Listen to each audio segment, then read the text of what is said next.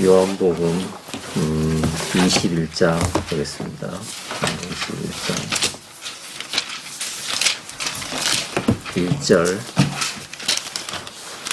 요한복음 21장 1절부터 14절까지 보겠습니다. 그 후에 예수께서 디베랴 바다에서 또 제자들에게 자기를 나타내셨으니 나타내신 일이 이러하니라. 시몬 베드로와 디두모라는 도마와 갈릴리 가나 사람 나다나엘과 세베대 아들들과 또 다른 제자들 둘이 함께 있더니 시몬 베드로가 나는 물고기 잡으러 가노라 하매 저희가 우리도 함께 가겠다 하고 나가서 배에 올랐으나 이 밤에 아무것도 잡지 못하였더니 날이 새어갈 때에 예수께서 바닷가에 서셨으나 제자들이 예수신 줄 알지 못하는지라. 예수께서 이르시되 얘들아 너희에게 고기가 있느냐 대답하되 없나이다. 가라사대 그물을 배 오른편에 던지라 그리하면 얻으리라 하신데 이에 던졌더니 고기가 많아 그물을 들 수 없더라. 예수의 사랑하시는 그 제자가 베드로에게 이르되 주시라 하시니 시몬 베드로가 벗고 있다가 주라 하는 말을 듣고 겉옷을 두른 후에 바다로 뛰어내리더라. 다른 제자들은 육지에서 상거가 불고 한 50간쯤 되므로 작은 배를 타고 고기 든 그물을 끌고 와서 육지에 올라보니 숯불이 있는데 그 위에 생선이 놓였고 떡도 있더라. 예수께서 가라사대 지금 잡은 생선을 좀 가져오라 하신대 시몬 베드로 올라가서 그물을 육지에 끌어올리니 가득히 찬 그 큰 고기가 153마리라 이같이 많으나 그물이 찢어지지 아니하였더라. 예수께서 가라사대에 와서 조반을 먹으라 하시니 제자들이 주신 줄 아는 고로 당신이 누구냐 감히 묻는 자가 없더라. 예수께서 가셔서 떡을 가져다가 저희에게 주시고 생선도 그와 같이 하시니라. 이것은 예수께서 죽은 자 가운데서 살아나신 후에 세 번째로 제자들에게 나타나신 것이라. 14절까지 봤습니다.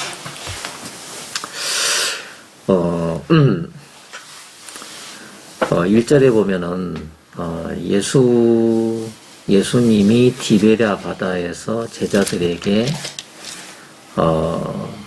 이제 다시 자기를 이제 나타내셨다. 이제 다시 자기를 보이셨다라고 이렇게 되어 있는데, 이제 성경을 보면은, 좀 사람들이, 예수님을 못 알아보는 경우가 참 많아. 예수님 못 알아. 그러니까 이제 요한복음의 시작을 보면은 참 쟁론이 치열하거든요. 왜냐면, 예수님이 한 번은 이제, 소경의 눈을 이제 밝혀줬단 말이에요. 하나님이 보낸 자가 아니면 저런 일을 할 수가 있겠느냐. 저 사람이 예수님 맞다. 또 반대편에는, 아니다. 갈릴리에서 이렇게, 하나님의, 하나님의, 그리스도가 나타날 수 없다. 맞다, 아니다. 크다, 아니다. 그리고 어느 정도까지는 예수님이 십자가 못 박히셨을 때에 그 양편의 강도들 중에 한 명도 그랬어요. 네가 예수면, 네가 구세주면, 네가 메시아면, 그러니까, 이제 이게 사람들이 이제 예수님은 오셨는데, 구약의 수천 년 동안 예수님이 앞으로 오실 때 어떤 모습으로, 어떤 형상으로 오신다는 거를 구약에서 참 수도 없이 그렇게, 예표를 해놓고, 이와 같이 오신다라고 그렇게 하시고 나서 이제 신약에 들어서 예수님이 오셨는데도 사람들은 이제 예수님 때문에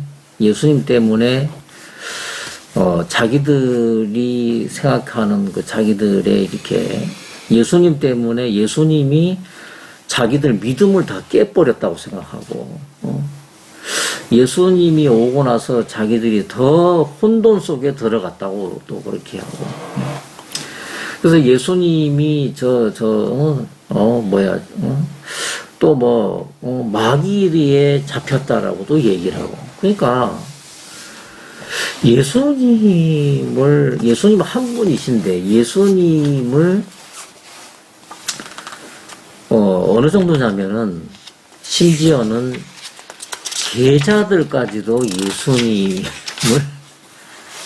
3년 반 동안을 예수님을 같이 지냈는데도 불구하고 그 제자들까지도 예수님을 면전에다 모시고 헷갈려 했다는 게 이게 참 뭐 그렇게 어려울까? 뭐 그렇게 어려울까? 정훈이가 아버지 알아보는 거 뭐 그렇게 어려울까? 여기서 아버지 알아보는 거 한 분밖에 더 있어요. 너무 쉬운 거고. 그리고 규원이가 아빠 알아보는 그거 너무 쉬운 건데 진짜 성년이면서 심지어는 이게 니고데모라는 사람은 밤에 예수님을 만났어요. 왜 낮에 안 만났을까? 체면 때문에 안 만났을까? 잘 모르지만 그 니고데모는 이제 역사학자들이 뭐라고 하냐면 니고데모가 예수님을 만났을 때가 나이가 85세라고 하더라고.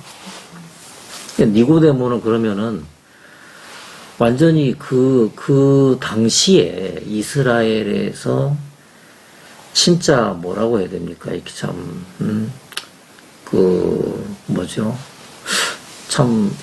많은 사람이 존경을 받는 그런 지도자적인 그런 사람이 이제 니고데모거든요. 그리고 이 니고데모는 성경을 가르치는 사람이었단 말이에요. 많은 제자들을 두고 또 가르치는 자였고 그랬는데 구약을 빠삭하게 알고 있다라고 자기들을 믿는 사람들이고 그걸 또 가르친 사람인데 구약에서 구구절절히 앞으로 이렇게 메시아가 오신다고 적혀져 있고 그 메시아가 니고데모 앞에 있는데 니고데모는 자기 눈앞에 있는 분이 누군지를 어려워하더라고. 그러니까 확신이 없는 거예요. 자, 그분들은 예수님을 눈으로 보고도 과연 이분인가? 이제 이러는데, 우리 이방인들은 더 말할 것도 없지 않겠냐 싶어요. 그래서, 또 예수님이 또 무슨 말씀 하시냐면, 경고를 하셨는데, 적그리스도를 조심하라, 이렇게 얘기했다. 그리스도가 여기 있다, 저기 있다 해도 너희가 믿지 마라. 또 그 길로 가지 마라고 그랬어요. 그 말은 뭐냐면, 그리스도라고 나타나는 그 가짜들이 생긴다는 거지. 가짜 예수님들이 나타날 거다. 예수님은 또 그것도 또 경고를 하셨거든. 그러니까, 사람들이, 그 사람들 말이 다 틀린 건 아니고, 맞긴 맞는데, 어떤 식이냐면, 소경 몇 명이서 코끼리를, 눈 감고, 보지를 못하고, 만지면서 그 만진 부분을 이제 얘기하는 것 같은, 그러는 거지. 그래서, 어떤 사람은 이렇게 얘기하고 또 어떤 사람은 또 저렇게 얘기하고 막 그래요. 어제 어떤 분이 저한테 이제 유튜브를 하나 소개를 시켜주더라고요.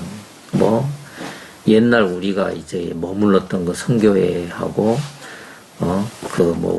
다시 말하면, 우리가 아는 복음하고 똑같이 전하는 한 분이 있다.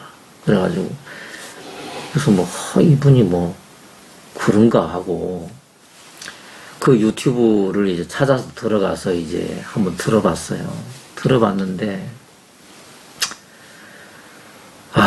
참, 그걸 소개시켜 주신 분도 참, 좀 그렇고, 그 전한 분도 좀 그렇고, 그렇더라고. 아무튼, 시간상 이제 나중에 이 말씀을 드리고, 그러니까, 서로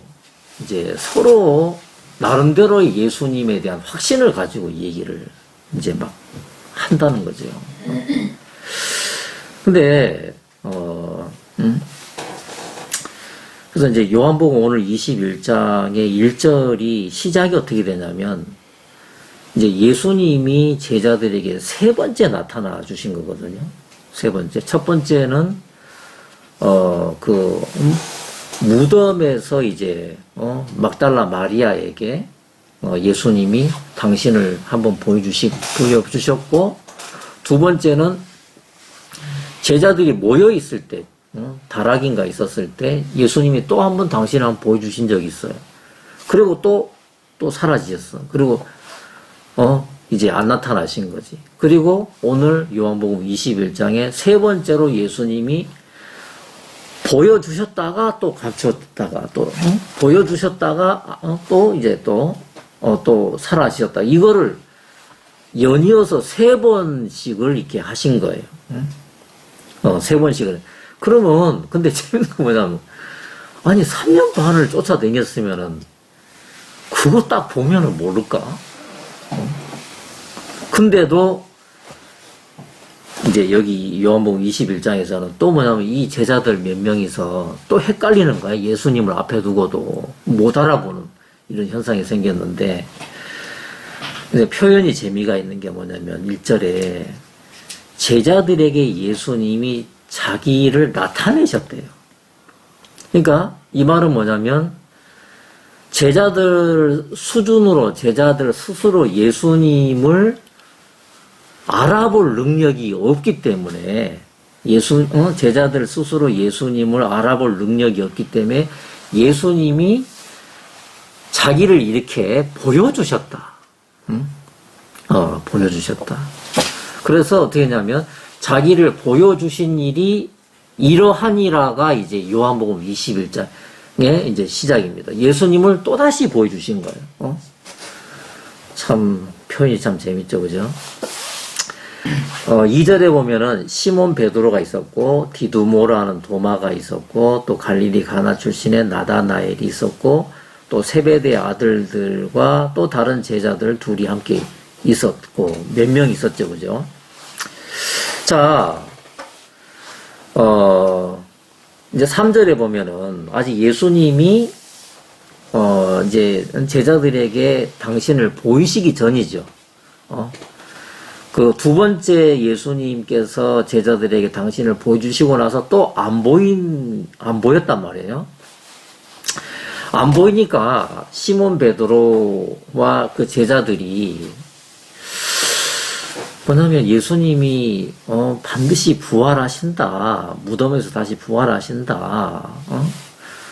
그거를 말씀을 하셨는데도 제자들은 뭐냐면 그 믿음이 없는 거지.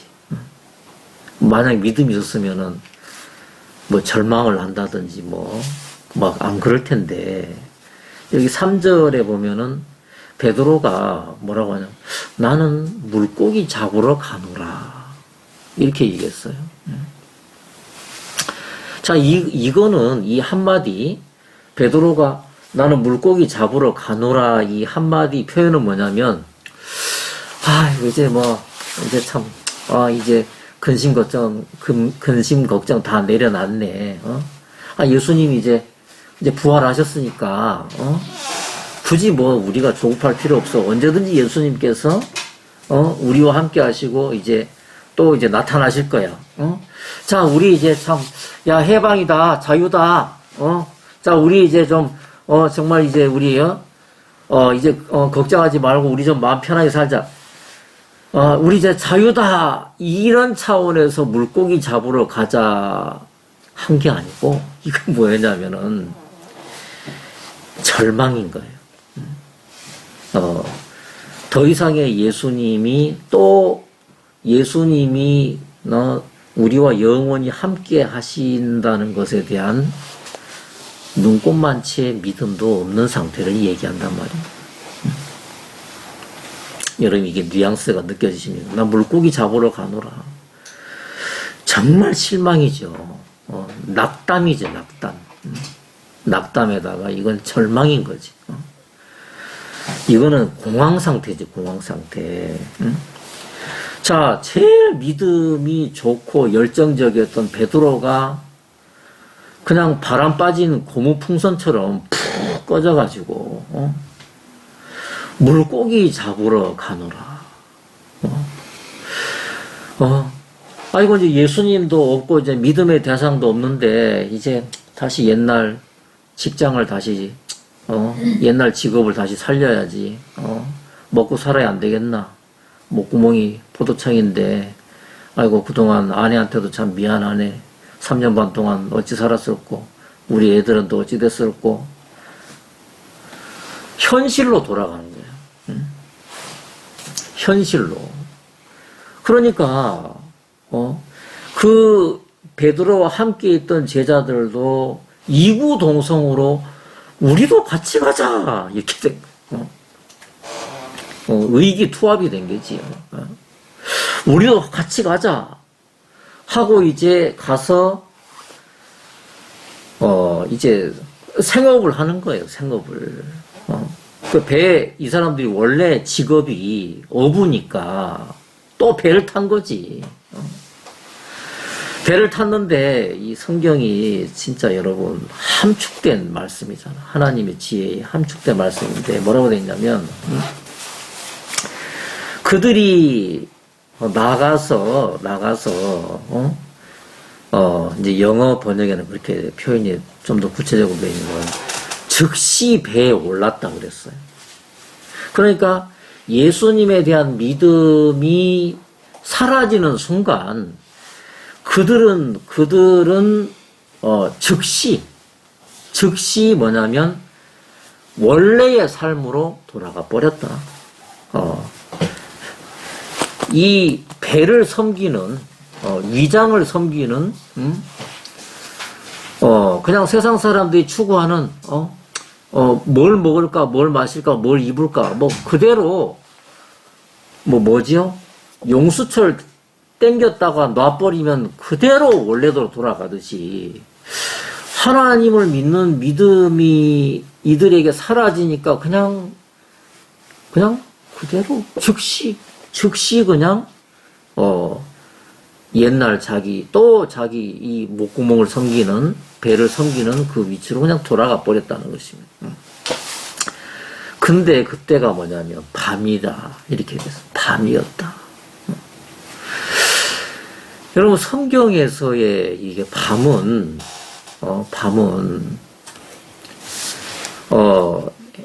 뭐 이렇게 해가 떨어지고 나서 이제 어두컴컴해져서 점점 밤이 깊었다 그런 밤을 얘기하는 게 아니라 성경에서 말하는 그 밤은 뭐냐면 예수님이 빠진 그 삶을 보고 밤이라고 한다는 거예요. 예수님이 빛이라 그러거든요. 내가 빛이다. 내가 낮이다 그랬어. 예수님 낮이라고 하셨어요. 그 간음중에 잡힌 여자한테 예수님이 직접 당신을 소개하기를 낮에 다닐 때 어둠이 잡히지 않는다 그랬어요. 예수님 당신을 빛이라 그랬어. 그러니까 마음에 빛이 없으니까 바로 밤이 되는 거지. 여러분 밤이 칠흑같이 어두운 밤. 칠흑같이 어두운 밤. 여러분 걸어보셨어요? 도시에서는 칠흑 같다는 거를 경험을 못 할 거예요. 칠흑 같아. 제가 한 두어 번 칠흑 같다는 거를, 이런 걸 보고 얘기를 하는가 보다 경험한 적이 있는데, 첫 번째가 뭐냐면, 광산에서 지하로 내려가서 이 5V 이렇게 전등을 딱 꺼버리 보니까 한번 꺼봤어요. 내가 우주에 있는 것 같아. 이렇게 느낌에 내가 이렇게 허공에서 붕 도는 것 같더라. 아, 이게 칠흑인가 보다. 그때 한번 경험. 칠흑. 두 번째는 이제 그 외국에 살 때 그 소수민족 촌을 다닐 때 그 별 하나 안 보이는 그 밤에 뭐 산속에 무슨 가로등 아무것도 없잖아요. 오로지 이제 이 후레쉬 이걸로 이제 하는 데인데, 어떤 그 소수민족 촌은 산꼭대기, 그들은 다 산꼭대기에 살아요. 산꼭대기에. 왜냐면 이 평지에 사는 사람들이 무서워서 산꼭대기에 사는 사람들. 근데 거기 전기가 없는 거예요. 전기가 없는데 밤에 다녀야 되잖아, 밤에. 그래서 이들은 어떻게 하냐면,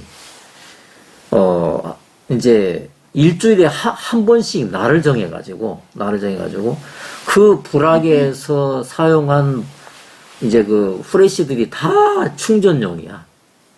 그것도 완전 싸게 싼 충전용 후레쉬인데, 그거를 대표로 몇 사람들, 젊은 사람들 시켜가지고, 그거를 다 수거를 해서, 그거를 가지고 산을 내려와요. 그 위엔 전기가 없으니까. 그래서 밑에서 그걸 다 충전을 해. 그래가지고 다시 그거를 짊어지고 산으로 가서 그 충전된 가지고 며칠을 이제 쓰는 거지. 전기가 없으니까. 여러분, 거기에서 가로등도 없지. 예, 정말 깜깜한데, 거기서도 이제 불을 이제 그 유일한 손전등을 딱 끄잖아요. 아, 그때도 한번 느껴봐서, 아, 이걸 보고 근데 지하가 더 어둡더라고. 더 공포스럽더라고. 지를 갔다는 게. 그게 밤이단 말입니다. 밤이라고 하는 거는, 한 치 앞도 안 보이는 거지. 자, 내 삶 속의 밤, 내 삶 속의 밤, 내 인생에 밤이 찾아왔다. 그 말은 뭐냐면은, 어찌할 바를 모르겠다. 어찌할 바를 모르겠다. 이거보다 더 절박한 표현이 더 있겠죠, 그죠? 밤이 찾아왔다. 도무지 해결책이 안 보인다. 이제 이런 경우. 한 번은 제가 동영상을 이게 한번 봤는데, 젊은 청년이더라고. 젊은 청년인데. 근데 외국 젊은 청년인데, 병원 계단에서 통곡을 하는 거야, 이 젊은 청년이. 근데 이제, 설명 글이 이렇게 달렸는데 뭐냐면, 몇 년 살지도 못했는데, 내가 암 말기란. 이런 글을 써놨어. 그러니까 이 청년은 자기가 몸이 불편해서 병원을 갔는데 의사한테 사형 선고를 받은 거야. 암 말기라고.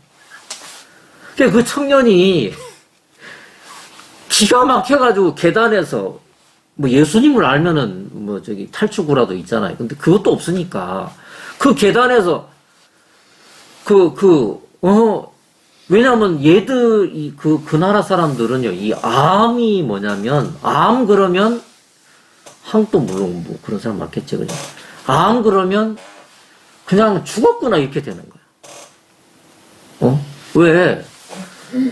그 나라는, 제가 살았던 나라는 있잖아요. 환자를 먼저 구하고 치료비를 청구하는 게 아니에요. 어떠냐면 암으로 병원에 가잖아요.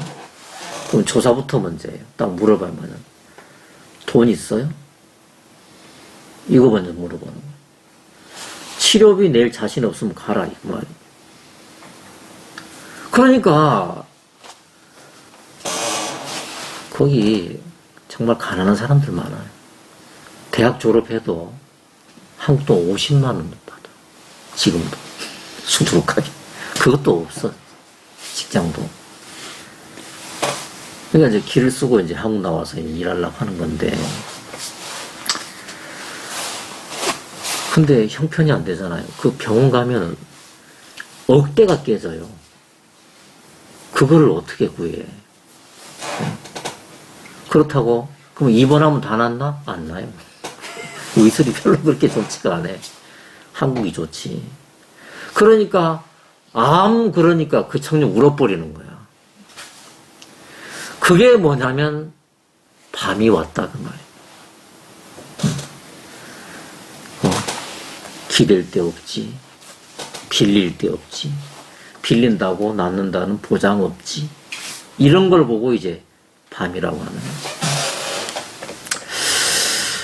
제가 이제 이 요한복음 오늘 새벽에 이렇게 어제도 이 말씀 보고 오늘 새벽에도 말씀 다 보는데, 이 요한복음 21장이 요한복음의 마지막 장입니다.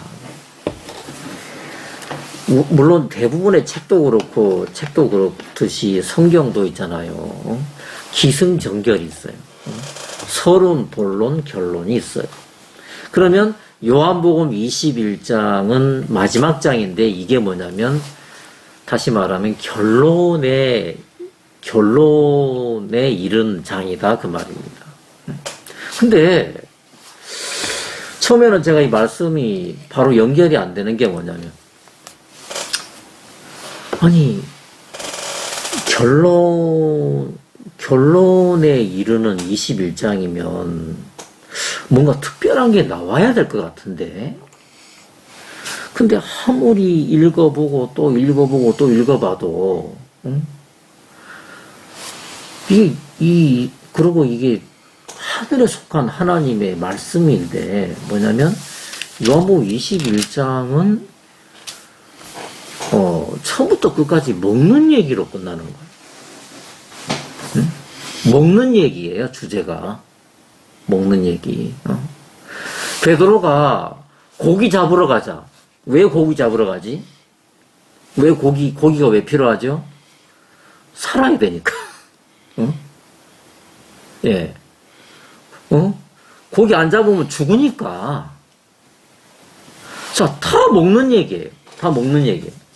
먹는 얘기로 시작이 돼요. 먹는 얘기로 시작이 되고.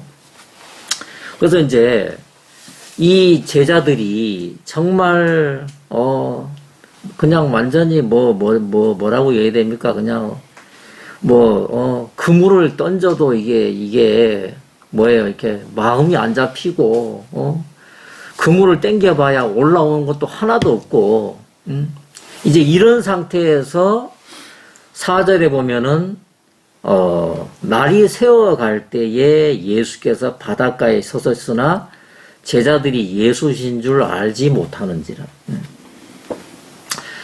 요한복음의 특징이 뭐냐면 21장이 거의 끝나가는데도 제자들은 예수님을 보자마자 아니면은 멀리서 걷는 폼을 보고도 알아볼 텐데, 근데 제자들은 예수님을 여전히 못 알아보더라라고 정해놨습니다. 그래서 제가 무슨 마음이 드냐면, 우리가 예수님을 알아보고 예수님에 대한 믿음이 생기는 이거는 예수님께서 당신을 우리에게 보여주셔야만 우리가 알아보고 우리가 그분에 대한 믿음을 가질 수가 있는 거구나. 예수님이 당신을 안 보여주시면 우리는 믿을 방법이 없다. 정말 그런 마음이 들더라고. 자, 날이 새어갈 때에 이런 성경을 이렇게 보면은 은혜가 되는 게 뭐냐면, 자, 시간대가 있어요. 어떤 시간대가 있냐면, 제자들에게 이제 두 종류의 시간대가 있는데, 하나는 밤이라는 시간대가 있고, 하나는 아침이 될 때에라는 시간대가 있어요. 근데, 밤이라는 그 시간대에 제자들이 머물러 있을 때는, 뭐냐면, 그냥 공황 상태고 절망 상태였다, 그 말입니다. 그냥 혼돈의 상태고, 그랬단 말입니다. 근데, 날이 새어갈 때에, 다시 말하면, 아침이,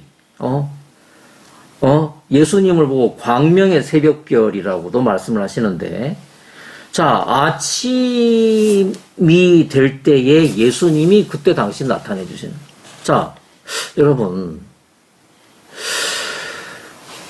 밤과 낮은 누가 결정을 하냐면, 밤과 낮을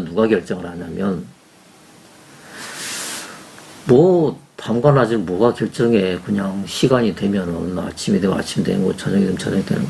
그게 아니라, 우리의 삶에서, 우리의 영적인 이 신앙에서의 밤과 낮을 결정하시는 분은 누구냐면, 왜 아침이 되느냐? 아침은 왜 오느냐? 아침은 몇 시부터 오느냐? 이거는 누가 결정하냐면, 이거는 예수님이 결정을 하시더라고요. 그래서 이한주 형제의 인생에 예수님께서 아침을 줘야 되겠다. 이제 아침이 오게 해야 되겠다. 그러면은 우리 인생에서 아침이 생기는 거지. 예수님께서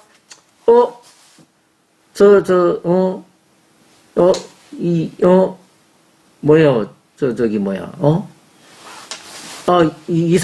사람은 아니지. 예수님이 우리 보고 이 사람은 안 그러죠. 이제 저를 보고, 밤을 줘야 되겠다. 그럼 밤이 되는 거예요, 밤이 되는 거.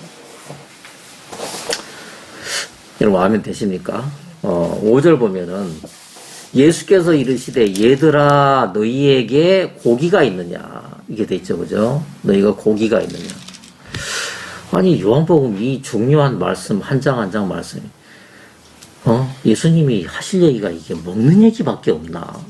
여러분, 그렇게 하실지 몰라도. 자, 예수님 물었어요. 얘들아, 너희에게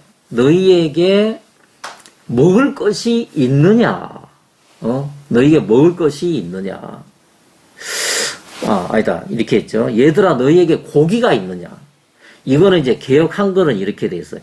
얘들아, 너희에게 고기가 있느냐? 대답하되 없나이다. 영어 번역에는 뭐라고 돼 있냐면, 얘들아, 너희에게 먹을 것이 있느냐라고 대답했어요. 먹을 것이 있느냐. 먹는 게 이렇게 중요한가? 먹는 게 이렇게 중요한가? 여러분, 이 예수님의 사역 중에서 우리 다 알고 있죠, 그죠? 오병이어의 기적, 여러분 다 알고 있죠, 그죠? 한 번은 요한복음 6장에서 예수님이 빌립을 시험을 하시는 거예요. 저들에게 먹을 거, 뭐라고 질문하셨죠? 저들에게 얼마만큼의 먹을 것이 필요하겠느냐? 아이고, 빌립이 얼른 계산하더니만 200데나리온의 돈이 있어도 부족하겠습니다. 겨우 그냥 땜빵만 하겠습니다. 이렇게 된 거예요. 그러니까 안드레가 뭐라고 하냐면, 꼬마, 그 규원이 같은 애가 들고 있는 그 도시락을 가지고 왔는데, 그 안에 그 꼬마가 먹을 수 있는 5개의 보리떡하고 물고기 2마리가 들었는 거예요. 그거를 수만 명이 깔려있는 사람들 앞에 안드레가 뜬금없이 가져와가지고, 주님, 이게 저들에게 얼마나 되겠습니까? 이런 사건이 있었어요. 그리고 예수님은 저들을 50명씩 앉게 해라. 그렇게 하셨고, 예수님이 기도하시고 축사를 하신 후에 그들이 먹고도 몇각 광주리가 남았다라고 이렇게 되어 있습니다. 그렇죠, 그죠? 그리고 요한복음 6장에는 정말 그 당시에 하나님을 섬긴다고 하는 사람들로 하여금 경악하게 하는 사건을, 그 일을 이제 예수님의 입에서 예수님이 하신 말씀 때문에 그 주변에 하나님을 섬긴다는 사람들로 하여금 경악하게 만드는 사건이 있었는데 뭐냐면, 한번 볼까요? 요한복음 6장 28절 한번 보겠습니다.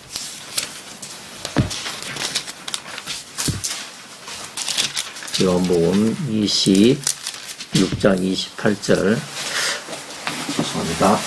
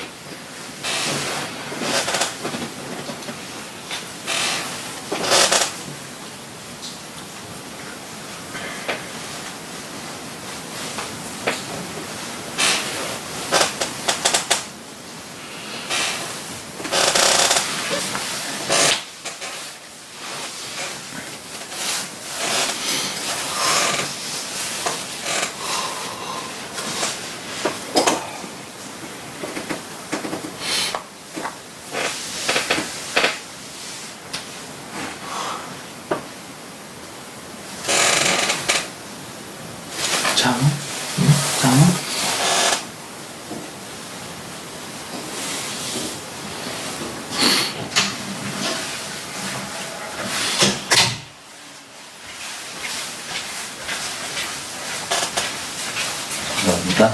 28절.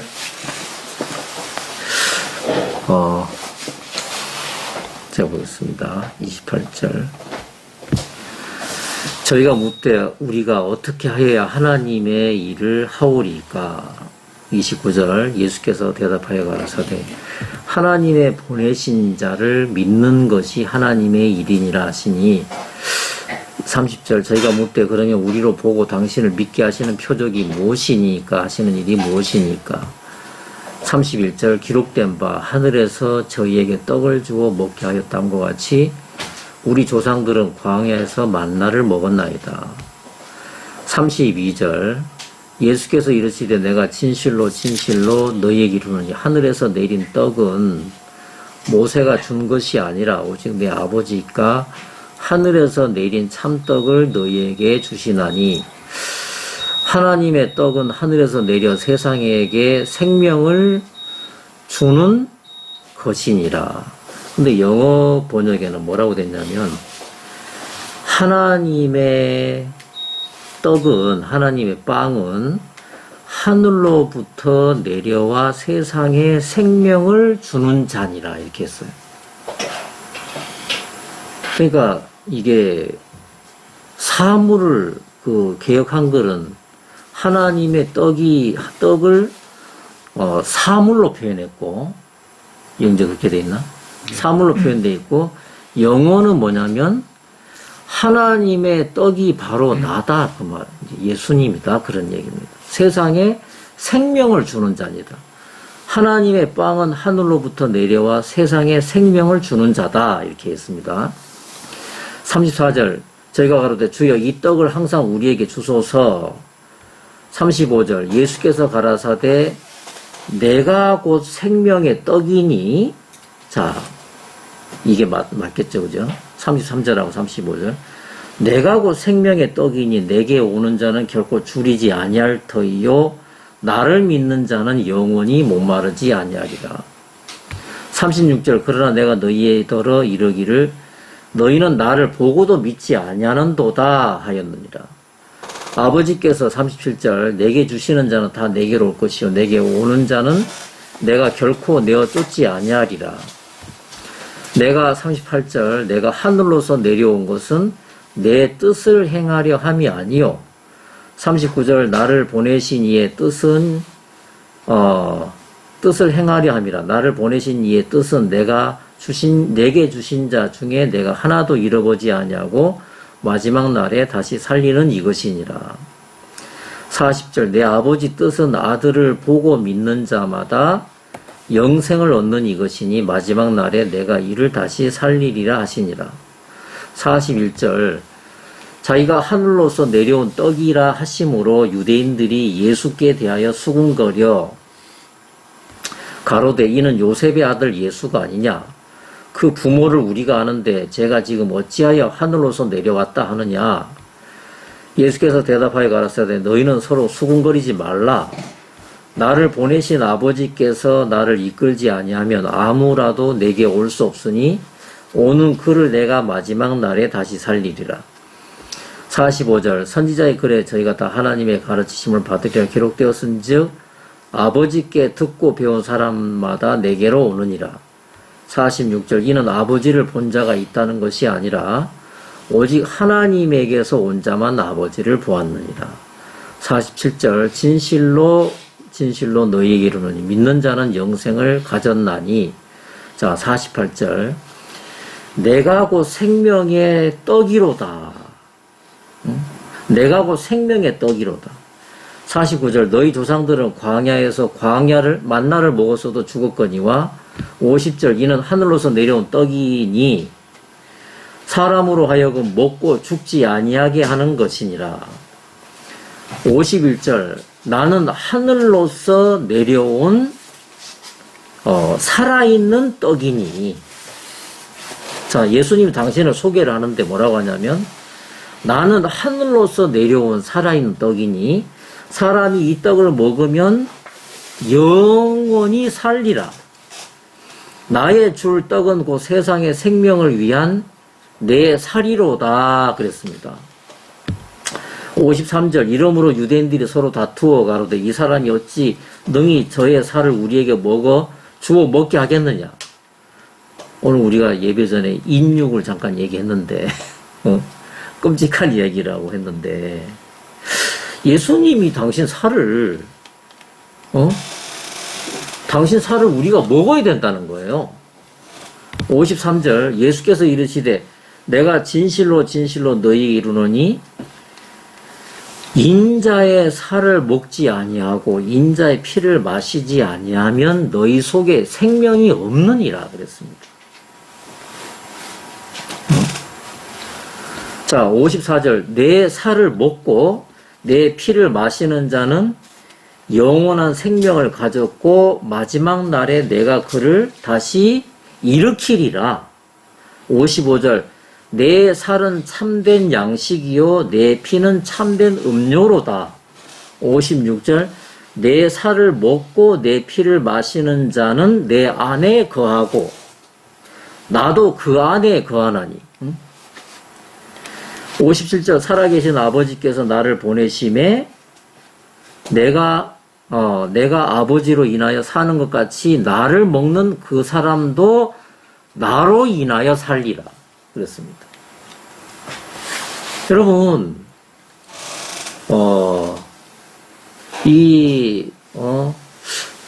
하나님께서 우리에게 주시려고 하는 게 영원한 생명 맞습니까?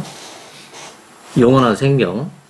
그냥 예배당 문턱만 들락날락 하라고 그런 게 아니고 하나님은 우리에게 주시고자 하는 것이 뭐냐면 영원한 생명인데 우리가 어떻게 영원한 생명을 취하냐면은 예수님의 살을 뜯어 먹고 좀 섬뜩한 표현을 하자면 예수님의 살을 뜯어 먹고 예수님의 피를 마셨을 때에 마신 자 안에만 생명이 있다라고 딱 요한복음 6장에 이렇게 얘기를 하니까 그 당시에 성경을 안다는 사람들, 성경을 가르친다는 사람들에게 대혼란이 와버린 거예요. 네가 네 살을 우리에게 주겠느냐? 네가 네 피를 우리에게 마시게 하겠느냐? 그러면 너는 그러면 뼈다귀만 남겠느냐? 헷갈리는 거죠. 자, 오늘 요한복음 21장에 결론이 나왔는데, 자, 예수님의 세 번째 제자들이 나타나 뭐라고 하냐면, 너희에게 먹을 게 있느냐? 그 말은 뭐냐면, 좀 이따가 우리 사모님이 맛있는 음식을 또 이제 차려 놓으실 텐데, 자, 예수님께서 말씀하시는 제자들에게 너에게 먹을 게 있느냐? 그것은 뭐냐면, 이 육체의 이 위장을 채우는 양식을 이야기하는 게 아니다 그 말입니다.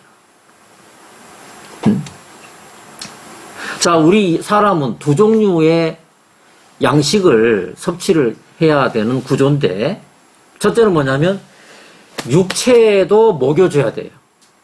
정훈이 그렇지, 그지? 이거 안 먹으면 정훈이 일 못해. 영양 부족으로. 그렇지? 이거 먹여줘야 되죠? 기원이 아빠 그렇죠, 그죠? 자, 이거 영양 관리 안 해주면 큰일 나요. 그거고, 두 번째 뭐냐면, 근데 이제 우리의 육체는 우리의 속사람이 잠시 거하는 초가집과 같은 거란 말입니다. 일회용입니다, 일회용. 일회용이지만 이것도 관리 잘 해줘야 됩니다. 제때 먹을 거 넣어줘야 되고, 씻어줘야 되고 해야 됩니다. 근데 이 육체 안에 살고 있는 우리 속사람도 동일하게 먹여줘야 되는 거예요. 근데 이거를 감각하는 사람들은 그렇게 많지가 않습니다. 배고픈 건 못 참는데, 내 속사람이 지금 배가 고파서, 심각한 영양 실조다. 기근이다. 힘이 하나도 없다. 마음에 힘이 하나도 없다. 그 말은 뭐냐면, 사랑할 힘도 없다. 관용을 베풀 힘도 없다. 희생할 힘도 없다. 봉사할 힘도 없다. 여러분, 기뻐할 힘도 없다. 웃을 힘도 없다. 여러분, 최고로 불쌍한 사람이 어떤 사람입니까? 마음에 힘이 하나도 없는 사람들. 이게 이해됩니까? 그런 사람들이 우울증에, 정신분열증, 창난증에 그냥 아파트 뛰어내리고 그냥 자살해 죽는 사람 정말 많아요. 근데 정말 마귀가 얼마나 교활한지, 이거 거치자 하는 거는 그렇게 무슨 먹방이니 뭐니 그런 거는 엄청나게 떠들면서 TV 봐요. 다 정말 뭐 하도록 그냥 먹는 얘기가 그렇게 많아요. 근데 정작 너의 속사람은, 다시 말하면 너의 영혼은 1년에 몇 번이나 먹을 거 챙겨주냐? 뭐 없어요. 그러니까 사람들이 부부간에도 피폐한 거야. 네, 날카로워지고. 왜 날카로워져요? 왜? 아량을 베풀 힘이 있어야 아량을 베풀지. 힘이 있어야 도와주든지, 힘이 있어야 끌어안아 주든지, 힘이 있어야 무슨 희생을 하든지, 힘이 있어야 사랑을 하든지. 마음이 힘이 없는데 건들면 폭발하는 거죠. 자, 아모스 8장 11절 한번 보겠습니다. 아모스 8장 11절.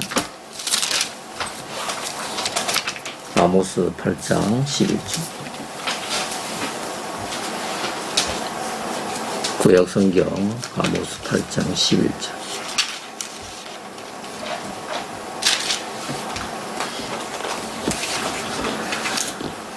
주 여호와께서 가라사대 보라 날이 이르리니 내가 기근을 땅에 보내리니. 날이 이를지라 내가 기근을 땅에 보내리니 양식이 없어 주림이 아니며 물이 없어 가람도 아니요 여호와의 말씀을 듣지 못한 기갈이라. 12절 사람이 이 바다에서 저 바다까지 북에서 동까지 비틀거리며 하나님의 말씀을 구하려고 달려 왕래하되 얻지 못한다 그랬습니다. 여러분 지금 이 현대 사회가 얼마나 살벌합니까? 그렇죠, 그죠? 옛날처럼 다정한 인심이고 뭐고 정이고 이런 거를 요즘 참 각박하죠, 그죠?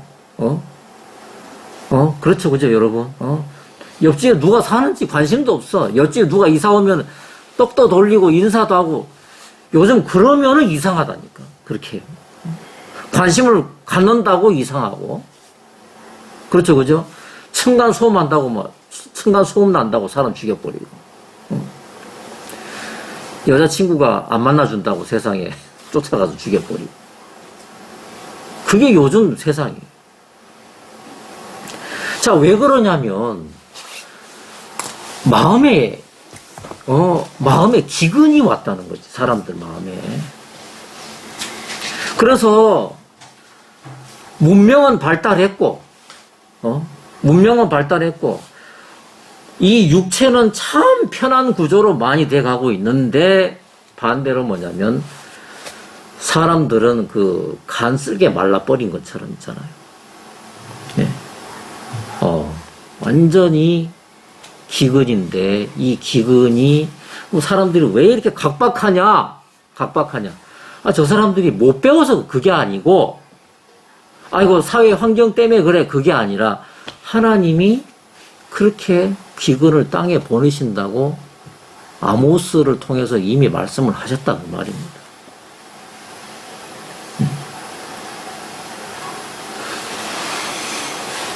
아, 그렇구나.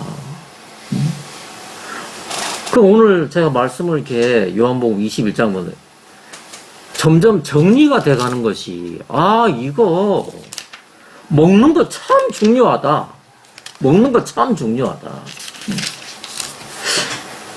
여러분, 제가 이게 병을 오래 알아봐가지고 이거 먹는 거 참 관심이 많은데, 여러분 단백질 부족하게 섭취하시면 안 됩니다. 그거 알지? 네. 영재는 체중이 얼마예요? 75kg. 그럼 단백질 하루에 얼마나 먹어야 돼? 그건 잘 모르겠어요. 75g을 채워줘야 돼.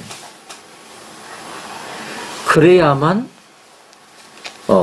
면역이 생기고 추진력이 생겨. 뇌가 돌아. 근데 단백질이 부족하면은 면역이 팍팍팍팍 떨어져요. 그리고 지치고 이게 추진력이 안 생겨요. 그리고 여기저기 병이 생겨요. 그리고 근육이 쫙쫙 사라져버려요. 단백질 아니에요. 이건 그냥 상식으로만 알아두시면 됩니다. 체중에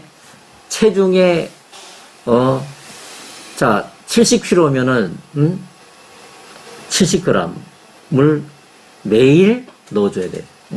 자동차 주유하듯이 이렇게 넣어줘야 됩니다. 자, 얘기가 잠깐 빗나갔는데, 여러분, 예수님은 있잖아요.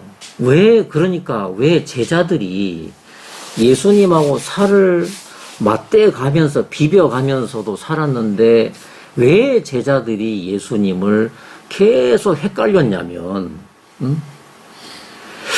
예수님이 자기가 영원히 먹어야 되는 생명의 양식이라는 게 마음에서 이렇게 정리가 안 된 거예요. 예수님은 하늘로서 내려온 생명의 떡이다라는 게 이게 정리가 안 된 거야. 그 사람들이 예수님을 불러요. 지금 한국에 많은 기독교들이 있잖아요. 복음성가, 그 가스펠송 들어보면은 대부분 그런 내용이야. 예수님 얼마나 아프셨을까?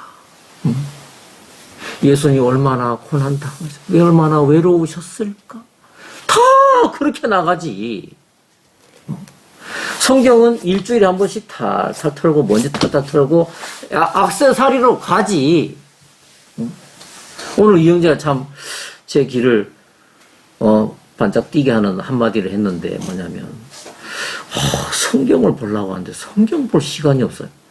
야, 이 젊은 사람이 성경을 보려고 한다는 이 얘기를 듣는데 제가 굉장히 하나님 앞에 감사하고 소망이 되는 거예요. 왜냐? 성경을 사람들이 영양제 잘 챙겨 먹으면서 밥은 잘 챙겨 먹으면서 이 성경 말씀이 정말 내 속사람 하나님의 형상을 닮은 내 속사람의 이거를 이 예수님 말씀이 예수님인데 말씀이 생명의 빵인데 이 생명의 양식인데 이 생명의 양식은 뜯어먹고 마셔야 되는 건데 그래서 내 몸에 들어와서 소화 흡수가 돼서 그것이 내게 생명이 되고 추진력이 돼야 되는데 아예 안 읽어요. 아예 안 읽어요. 신명기 8장 3절을 한번 보겠습니다. 신명기 8장 3절.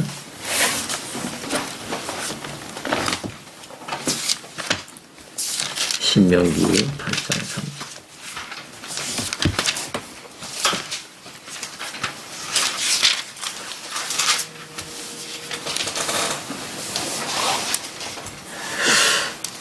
저는 제가 외국에 갈 때 저는 저를 외국으로 보내신 예수님의 뜻이 그 사람들에게 복음을 전하라고 저를 보낸 줄 알았어요. 처음에. 그래서 막 정말 정신없이 사람 숫자 늘린다고 막 그렇게 중심 못 잡을 때가 참 많았습니다. 근데 물론 이제 뭐 여러분 다 고생하셨겠지만 저도 정말 뭐라고 표현해 진탕 고생했거든요. 정말 고생했어요. 그래서 예수님을 제가 마음에서 예수 안 만났다면 그거 다 정말 다시는 하고 싶지도 않은 추억들일 거예요. 너무 안 좋은 기억들이 너무 많아서. 근데 여기 신명기 8장 3절을 보면은 너를 낮추시며 줄이게 하시며 또 너도 알지 못하며 내 조상들도 알지 못하던 만나를 내게 먹이신 것은 사람이 떡으로만 사는 것이 아니요 하나님의 입에서 나오는 모든 말씀으로 사는 줄을 너로 알게 하려 하심이니라. 아니 저는 선교사로 나간 줄 알았어요. 근데 그게 아니었어요. 제가 외국에서 정말 내가 외국에서 거기서 깃발을 꽂은 게 아니라 그 외국에서 진탕 낮춰지고 진탕 줄이면서 하나님께서 알게 해주신 게 뭐냐면 말씀이 나의 생명의 양식이었구나. 이거를 알게 해주셨다고 말입니다. 이거를 알게 해주셨어요. 그래서 진짜 제 인생의 기적이라면 정말 제 인생의 기적이 뭐냐면 기적이 하나 발생했는데 그게 뭐냐면 이 하얀 종이에 까만 글씨 이것이 이 두꺼운 창세기부터 요한계시록에 이 하나님의 기록된 이 말씀이 바로 예수님이라는 사실과 바로 예수님이 요한복음 6장에 직접 소개하신 것처럼 이 말씀이 바로 내가 뜯어먹고 마시고 이것을 의지해서 살아가도록 되어 있는 이것은 저의 생명의 양식이라는 이 단순한 한 가지 사실을 그 수십 년에 저 인생을 하나님께서 부서뜨리고 낮추시고 하시면서 저한테 각인시켜 주신 것이 말씀이 바로 내 속사람이 반드시 먹어야 되는 양식이구나. 이 사실을 알게 하셨어요. 제 마음에 너무 감사하고 저는 외국에 살면서 정말 수도 없이 혼돈했고 수도 없이 의문을 가졌어요. 예수님 왜 저를 여기 보냈습니까? 정말 아니 제가 스스로 온 겁니까? 예수님이 저를 보내신 겁니까? 그것부터 해가지고 제 마음에 정돈 안 되고 의문된 것들이 수도 없이 많았어요. 그래서 전 그걸 알아야만 됐어요. 도대체 제가 욕망 때문에 제가 해외에 와 살고 있습니까? 그래서 생고생을 하고 있습니까? 만약에 제가 제 자의로 욕망으로 외국에 온 거면은 빨리 여기서 쫓겨나게 해주세요. 그게 제 기도였어요. 근데 만약에 예수님이 저를 보내신 거라면, 그 증거를 저한테 보여달라고. 그런 기도를 굉장히 많이 했어요. 여러분, 한 군데만 찾아보고 마치겠습니다. 누가복음 17장. 잠시만요.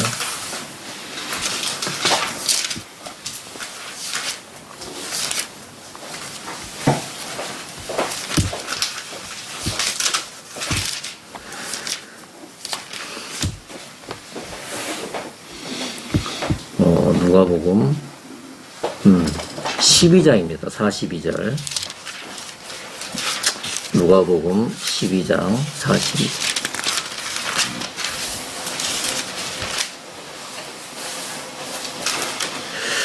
주께서 가라사대 지혜 있고 진실한 청지기가 되어 주인에게 그 집 종들을 맡아 때를 따라 양식을 나누어 줄 자가 누구냐?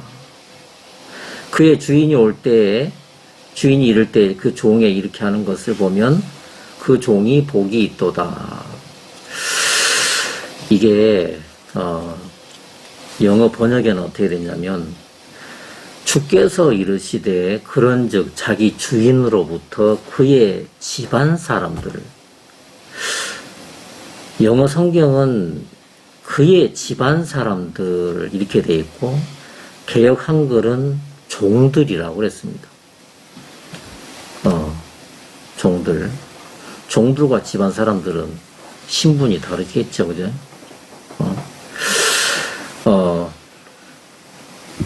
자, 그 집안 사람들을 넘겨받아 다스리며 제때에 그들에게 그들 몫의 양식을 나누어 줄 신실하고 지혜로운 청지기가 누구냐? 제가 정말 기도를 했어요. 정말 그 20여 년 가까이 기도를 했어요. 한 15년 이상을 똑같은 기도를 한 것 같아요. 예수님, 제가 제 발로 왔습니까? 당신이 보냈습니까? 응? 그리고 저를 여기에 보내셨다면 당신 뜻이 뭡니까? 저 이거 꼭 알고 싶었거든. 그러면서 어느 해, 어느 날 이 말씀을 저한테 이렇게 보내시면서 제가 저를 이 땅에 두시기를 원하는 예수님의 마음을 알게 하시더라고요. 그건 뭐냐면, 예수님이 나 같은 사람을, 당신의 집안 사람들에게 때를 따라서 도시락 날라주는 사람으로 이렇게 정하셨구나. 그냥 밥 갖다 주는 사람이죠. 배식하는 사람. 당신이 다 밥은 다 만들어 놓고 저는 그냥 때를 따라서 그냥 밥 갖다 주는 사람. 여러분, 영양실조가 되면 어떤 면역도 기대를 할 수가 없습니다. 영양 부족이기 때문에. 하지만 잘 먹으면 있잖아요. 잘 먹으면 코로나도 걱정이 없대요. 다시 말하면 면역이 생기면 코로나 정훈이 맞아? 그거 별 문제 안 된답니다. 그래서 아니 왜 중요한 이 복음서에 요한복음에 결말을 내는데 그 오늘 안 읽었지만은 예수님이 베드로에게 그랬어요. 내 양을 먹여라 그랬어요. 2번씩이나 내 양을 먹여라 그랬어요. 먹이는 게 이렇게 중요해? 여러분, 해외에 있는 형제 자매들이 그분들에게 이제 정리된 게 하나 있어요. 정돈된 게. 그게 뭐냐면 또 꼭두 새벽에 그분들이 말씀을 듣는 게 왜 그러냐면 내가 먹어야 산다. 그게 딱 하나입니다. 그래서 공부한다 이런 개념이 없어. 알았어요. 이제야 깨달았어요. 그런 표현도 안 써요. 그냥 왜 말씀을 듣지요? 그러면 그분들 대답은 너무 간단해. 먹어야 살지요. 그게 답이에요. 저도 저의 사역이라면 사역이 뭐냐면 도시락 날라주는 사역이 이 때를 따라서 예수님의 집안 사람들에게 그 때를 따라서 먹을 것을 갖다 주는 사람으로 써주시는구나. 그것이 제 신앙에서 주님이 정리시켜 주신 게 그거고, 먼저 저한테 다른 사람에게 이 양식을 날라주기 전에 먼저 무엇을 먹어야 될 것인가, 뭘 날라줘야 될 것인가를 먼저 이렇게 구분시켜 주신 것이 저한테 참 제 삶 속에 참 기적 중에 기적이다. 그렇게 제 마음에 왔습니다. 주님께 감사를 드립니다. 마치겠습니다. 기도하겠습니다.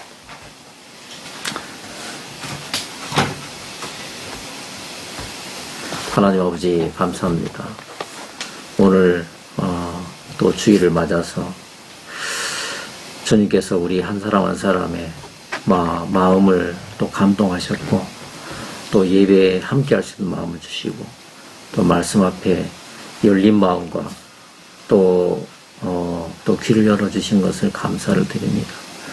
올 한 해 말씀이 참 우리의 생명의 양식이 되어져서 우리의 영적인 사람이 더 강건해지고, 그래서 더 많은 이 땅에 정말 양식이 없는 기갈이 아니고 말씀을 듣지 못한 기근으로 허덕이고 있는 많은 사람에게 우리가 이 하늘에 속한 신령하고 순전한 당신의 양식을 또 나눠주는 그 라이더로 저희가 또 쓰임을 받게 되기를 또 주님 앞에 또 바랍니다.